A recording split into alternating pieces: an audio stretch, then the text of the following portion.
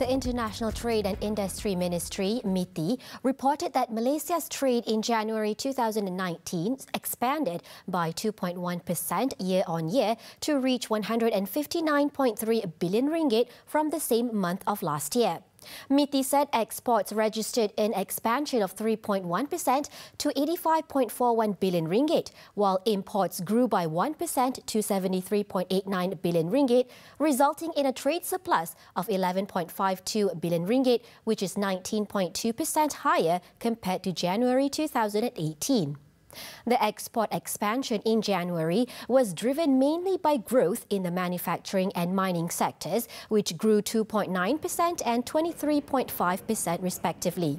Trade with ASEAN in January declined by 2.2% to 41.97 billion ringgit compared to January 2018, while exports grew by 3.4% to 24.98 billion ringgit, with imports lower by 9.6% to 16.99 billion ringgit. MITI said trade with the European Union slipped by 1.5% year-on-year to 15.29 billion ringgit.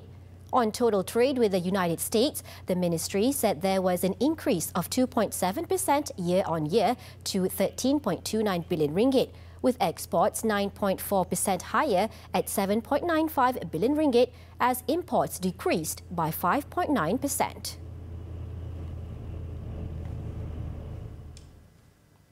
The government has proposed an index to accurately measure the cost of living to assist employers in determining the right salary increase. Finance Minister Lim Guan Eng said the current Consumer Price Index, CPI, did not portray the actual situation as it comprised several other factors, for example, an estimate on business production cost and input cost. Kalau kita lihat inflasi hanya 1%, takkan dia naik 1%. Atau untuk bulan Januari turun 0.7%, nak turun gaji lagi lah. So itu sebabnya kita kena, ini saya pun dah sampaikan kepada pihak Bank Negara, mungkin kita SP boleh buat yang serupa kerana sekurang-kurangnya ada dua. Guan Eng said this in his speech during the launch of Belanjawanku, Panduan Perbelanjaan untuk Individu dan Keluarga di Malaysia.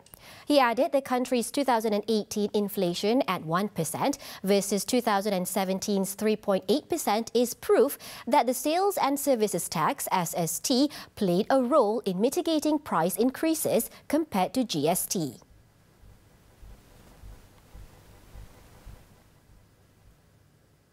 On the same matter, Employees Provident Fund EPF CEO Tunku Ali Zakri Alias said there should be an in-depth study on the salaries and wages of employees by taking into account the cost of living. He pointed out that emphasis should not be on increasing the percentage of contribution to the Provident Fund, but rather the wage levels of employees. The 12 plus 11% at this point of time, which is minimum set, is already the 5th highest in the world. So if you really want to increase it more, there are always implications if you actually increase. So for the individual, it will be in terms of their take-home pay, right? So kalau you increase it more, it will be less take-home pay. For the employer also, this is also in terms of impact, in terms of cost of doing business, right? So this sort of things, it's actually quite sensitive. He was met after the launch of the Belanjawanku Expenditure Guide for Malaysian individuals and families. Tunku Ali Zakri said the underlying motivation for developing Belanjawanku was the problem of low financial literacy, rising cost of living and over-indebtedness among Malaysians. The Belanjawanku project was commissioned by the EPF as part of its financial literacy program, and the detailed research was done by the team at the Social Wellbeing Research Centre of Universiti Malaya.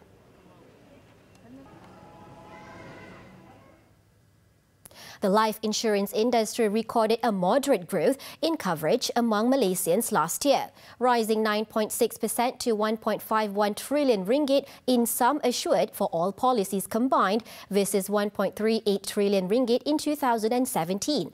According to the Life Insurance Association of Malaysia, LIAM, the overall life insurance industry registered a total of 12.65 million policies, while the group policies in force grew by 2.9% in 2018. The association president Anusha Tavaraja said the total in-force premiums grew by 5.7% to reach 38.8 billion ringgit in 2018, while the number of lives covered under group policies registered an encouraging growth of 10.1 million lives in 2018. The total of new business premium, on the other hand, grew by 1.8% last year, amounting to 10.3 billion ringgit. Last year, the total paid out claims increased by 6.5% to 10.8 billion ringgit due to higher medical claims. On the outlook, the prospect of the life insurance industry remained positive, as the percentage of the population with life insurance or takaful plans is still low at 54%.